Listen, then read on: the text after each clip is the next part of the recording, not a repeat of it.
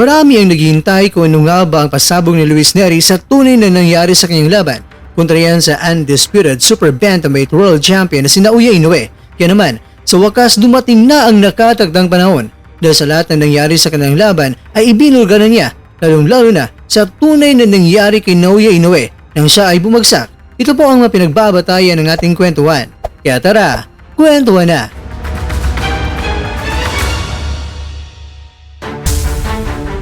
Hindi naman isang malinis na patama, pero bakit itong si Inoue ay bumagsak sa isang suntok lang?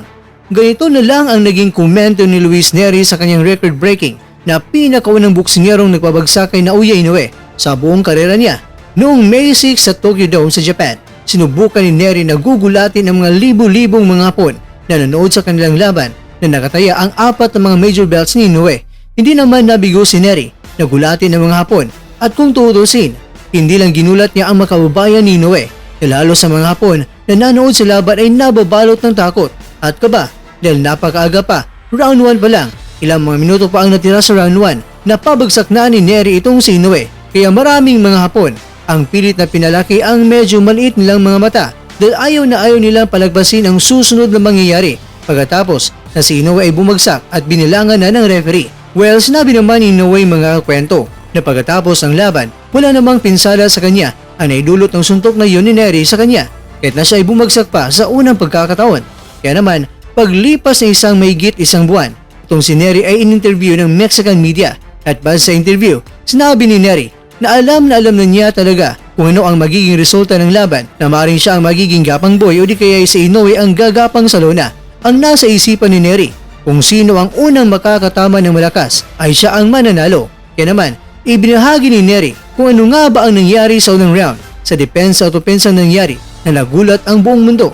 Ayon kay Nery, dahil sa Japan ang laban, ang tanging paraan lang niya para manalo ay dapat pabagsakin niya itong si Inoue. Pero siya ay talagang nagulat dahil hindi naman niya alam na ganung suntok lang napabagsak na niya itong si Inoue na parang dumaplos lang daw ang kanyang suntok sa panga ni Inoue. Kaya nasabi niya na ganito lang pala kadali na pabagsakin ang halimaw ng Japan. Pero dahil ito ang tumatak sa kanyang isipan na madali lang pala pagapangin si Inoue kaya doon na ang kanyang pagkakamali dahil ang pag-atake kay Inoue na ang kanyang nasa isipan at napapabayaan na niya ang kanyang depensa at nakababa na. Nakalimutan niya na may mahaba pang rounds ang natitira sa kanilang laban. Inamin ni Nery na talagang siya ay naging hindi maingat at naging padalos-dalos siya sa laban dahil ang nasa isipan niya ay tatapusin na niya kaagad itong si Inoue ng mabilisan dahil sobrang dali lang naman pala pabagsakin itong si Inoue. Pero ang isa sa nakikita ni Nery na problema ay ang kanyang paghahanda dahil nakataon siya sa kanyang pagbabawas ng timbang dahil dapat talaga na makuha niya ang tamang timbang dahil kung sumubra lang ang kanyang timbang kahit 1 pound lang, nagbanta na kagad ang team Inoue na papalitan kagad itong si Nery ni Terence Duaney. Kaya naman doon siya nakafocus at hindi siya nagbabad na nagpag-sparring sa mga dekalibring mga boksingero.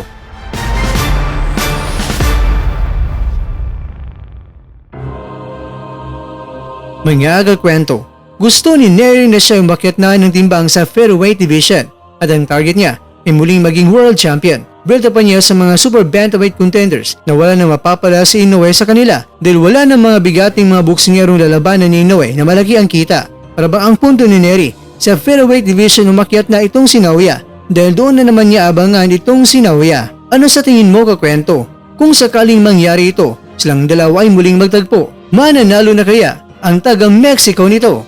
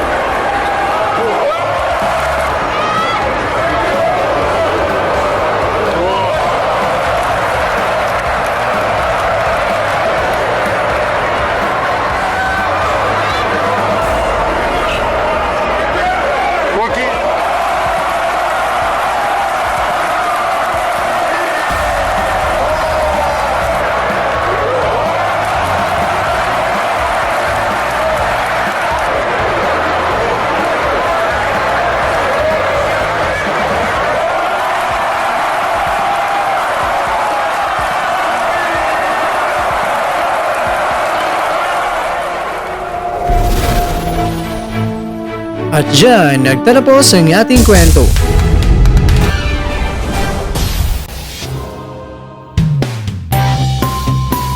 Maraming salamat mga kakwento sa inyong panunod. Pero baka naman mga kakwento ay nagustuhan niyo po ang kwento natin ngayon.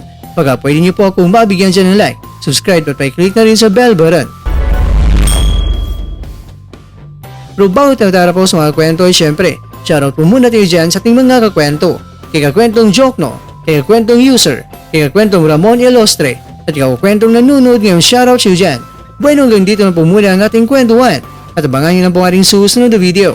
At dito lang po yan sa isang channel na kung saan maaring ito'y mga kwentong di pa na kwento sa inyo.